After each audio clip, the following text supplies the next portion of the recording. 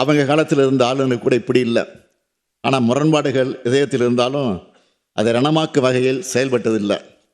அந்த வகையில் அளவுக்கு அதிகமான சோதனைகளை எதிர்கொண்டவனாக நான் நின்று கொண்டிருக்கிறேன்.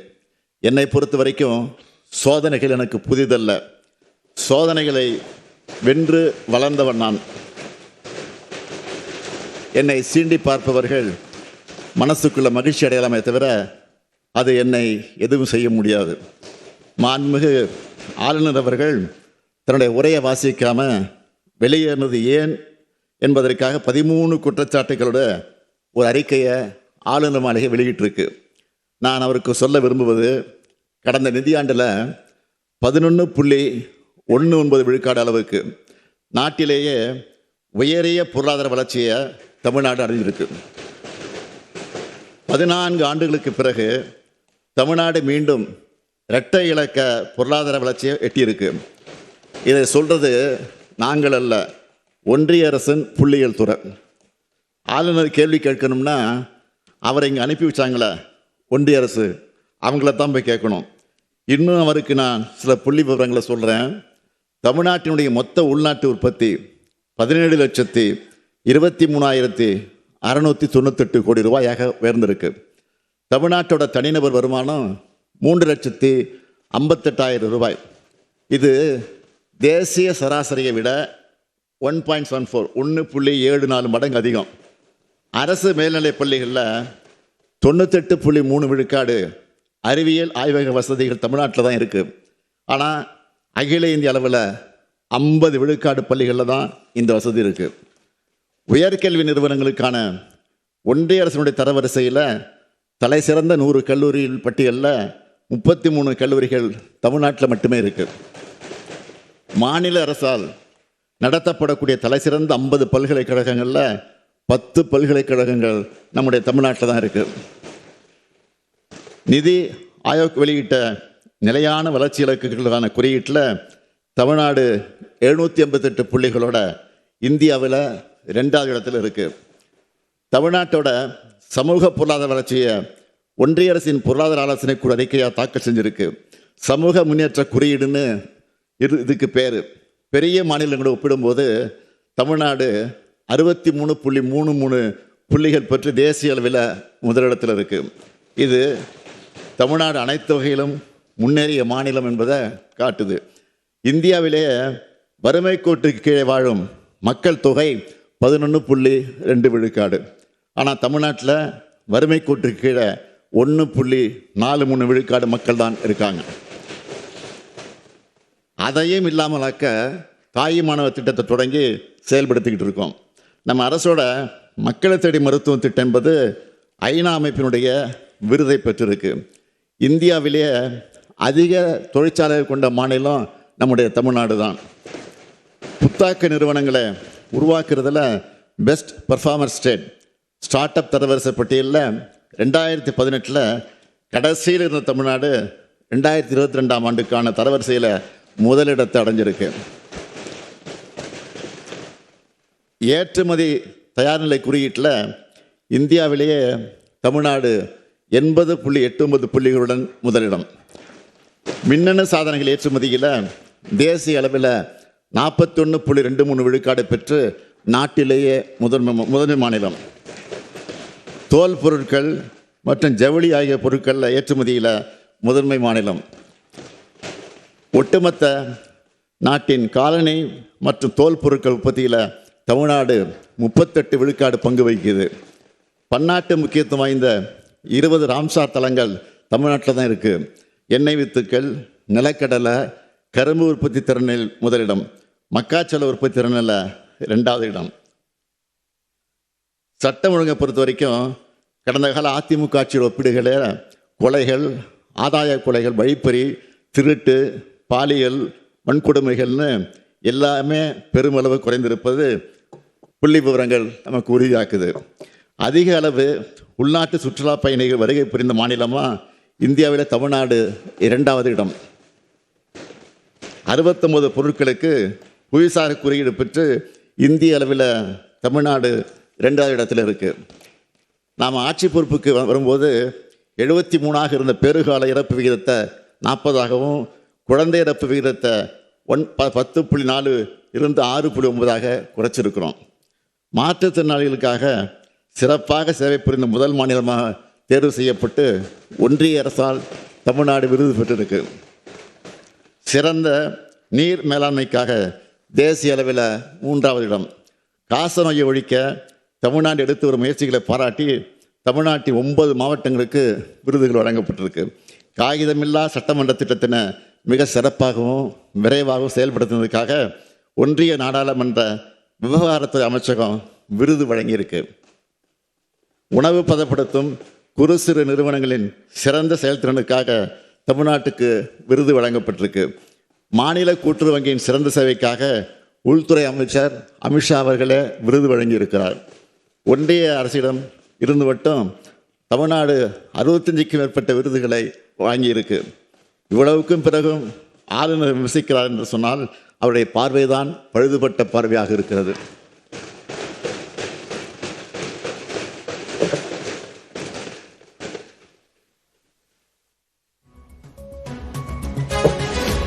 நம்ம அரசு செஞ்சிட்டு இருக்கக்கூடிய திட்டங்களை பார்த்து கேட்டு அவற்றை தங்களுடைய மாநிலங்களையும் செயல்படுத்த பல்வேறு மாநிலங்கள் அதிகாரிகள் தெரிஞ்சிட்டு போகிறாங்க.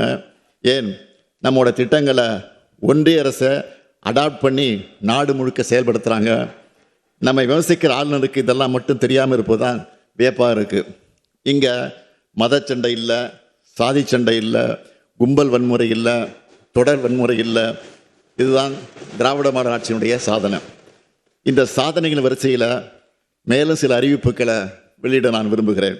முதல் அறிவிப்பு, கலைஞரின் கனவு இல்ல திட்டத்தின் கீழ் ஏற்கனவே 2 லட்சம் வீடுகள் உருவாகி இருக்கக்கூடிய நிலையில் மேலும் புதிதாக 3500 கோடி ரூபாய் மதிப்பீட்டில் 1 லட்சம் வீடுகள் கட்டப்படும்.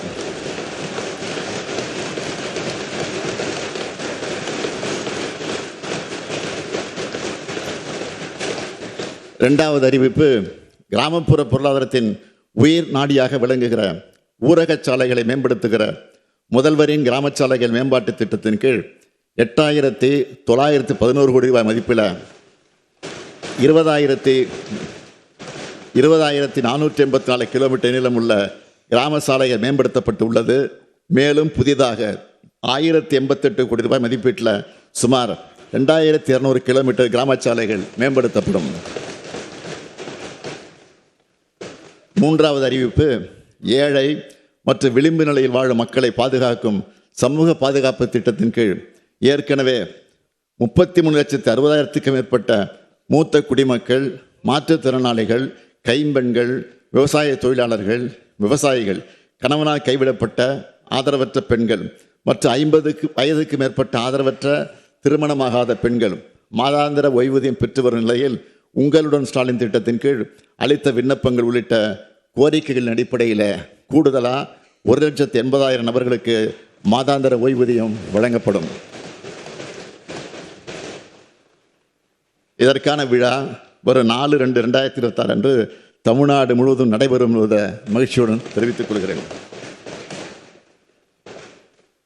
அடுத்த அறிவிப்பு, இந்தியாவில் வேறு எந்த மாநிலத்திலும் இல்லாத வகையில் முதல் முறையாக முத்தமிழறிஞர் கலைஞர் அவர்கள் தான் 2008 சத்துணவு ஊழியர்களுக்கு காலமுறை ஊதியம் வழங்கினார்.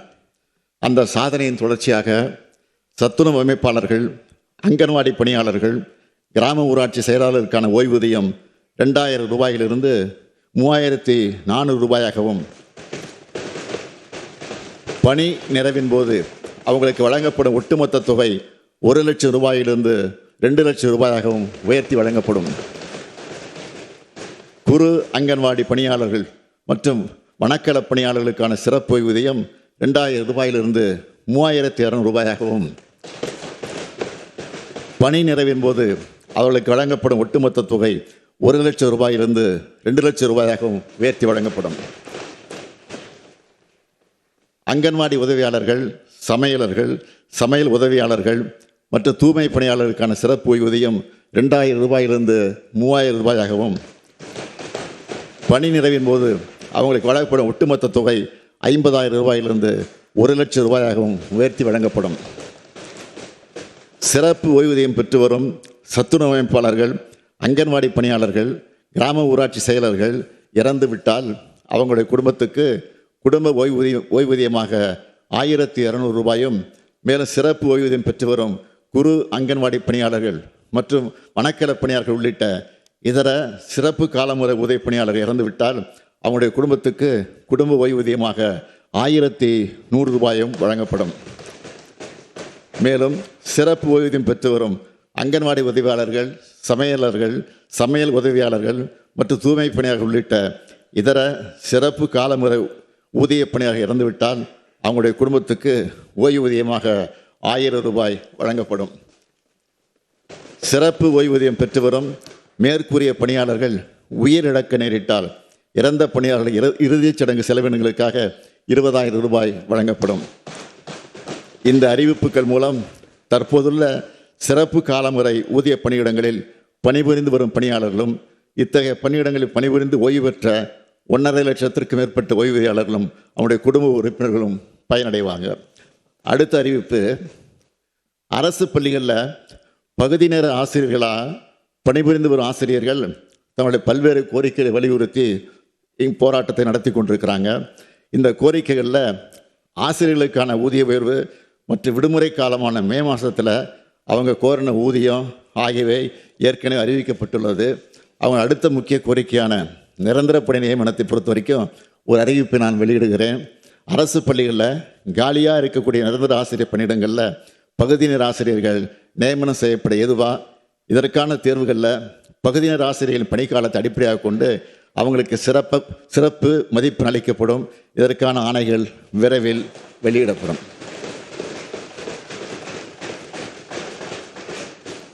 மாண்புமிகு பேரவைத் தலைவர் அவர்களே, கடந்த தேர்தலின் போது யாரும் கொடுக்காத வாக்குறுதிகளை நாங்கள் கொடுத்தோம்.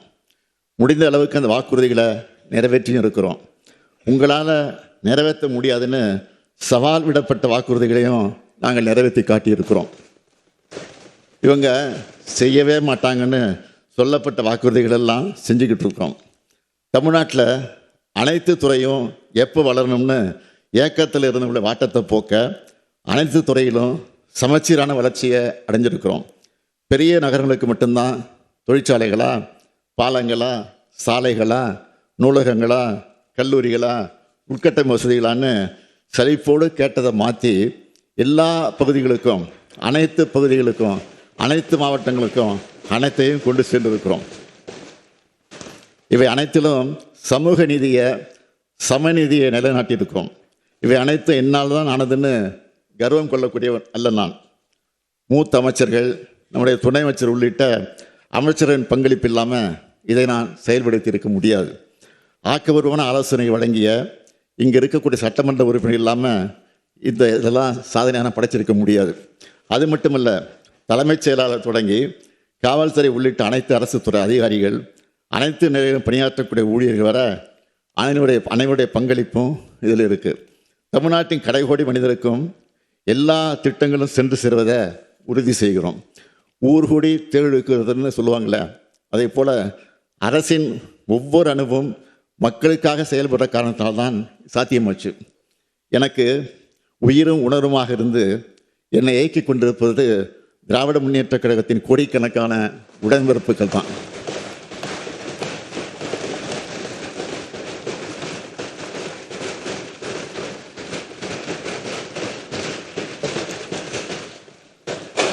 எனக்கு மன வலிமை கொடுப்பதும் அனைத்து வகையிலும் தோல் கொடுப்பதும் எங்களுடைய தோழமை கட்சிகள் தான்.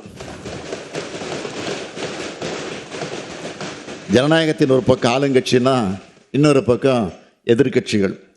மக்கள் மன்றத்தில் தேவையற்ற பல விமர்சனங்கள் செஞ்சாலும் இந்த சட்டமன்றத்தில் சில ஆலோசனைகளும் வைத்திருக்கக்கூடிய எதிர்கட்சி உறுப்பினர்களுக்கும் என்னுடைய நன்றியை தெரிவிச்சுக்கிறேன். கனிவான நேரத்தில் கனிவாகவும், கண்டிக்க வேண்டிய நேரத்தில் கண்டிச்சும் ஆசிரியராகவே செயல்பட்ட பேரவைத் தலைவர்களுக்கும் நன்றி. துணைத் தலைவர், பேரவைச் செயலாளர் உள்ளிட்ட அனைவருக்கும் நன்றி தெரிவிச்சுக்கிறேன். மாண்புமிகு பேரவைத் தலைவர் அவர்களே, இந்த ஆளுநர் உரைக்கு நன்றி தெரிவிக்க தீர்மானத்தின் மீது 17 உறுப்பினர்கள் பேசியிருக்கிறாங்க. 5 உறுப்பினர்கள் 58 திருத்தங்களை வழங்கியிருக்கிறாங்க. இந்த அரசுக்கு உதவுற வகையில் பல்வேறு ஆக்கப்பூர்வமான ஆலோசனைகளையும் வசனங்களையும் தெரிவிச்சிருக்கிறாங்க. அதே போல் சில கோரிக்கைகளையும் முன் வச்சிருக்கிறாங்க. அவை அனைத்தும் அமைச்சர்களுக்கு அனுப்பி வைக்கப்பட்டு உரிய நடவடிக்கை எடுப்பதற்காக முயற்சி மேற்கொள்ளப்படும். உங்களுடைய ஆலோசனைகளை கருத்திலே கொண்டு அதில் நியாயமான கோரிக்கைகளை இந்த அரசு உறுதியாக நிறைவேற்றும். எனவே இந்த விளக்கத்தை ஏற்றுக்கொண்டு மாண்புமிகு உறுப்பினர்கள் தங்களுடைய திருத்தங்களை திரும்ப பெற்றுக்கொண்டு ஆளுநர் உரைக்கு நன்றி தெரிவிக்கும் தீர்மானத்தை நிறைவேற்றி தர வேண்டும் என்று கேட்டுக்கொள்கிறேன். மாண்புமிகு பேரவைத் தலைவர்களே, இந்த பேரவைக்கும் நாட்டுக்கும் நாட்டு மக்களுக்கும் நான் சொல்வது ஒன்றுதான். நான் இந்த 5 ஆண்டு காலத்தில் எனக்கும் என் மனசாட்சிக்கு கட்டுப்பட்டு தினந்தோறும் திட்டங்களை தீட்டி உழைச்சிருக்கிறேன். இன்னும் உழைக்க காத்திருக்கிறேன். இந்த 5 ஆண்டு கால உழைப்பையும் வளர்ச்சியையும் பார்த்து அடுத்த 5 ஆண்டுகளுக்கும் திராவிட மாடல் ஆட்சி தான் தொடரணும்னு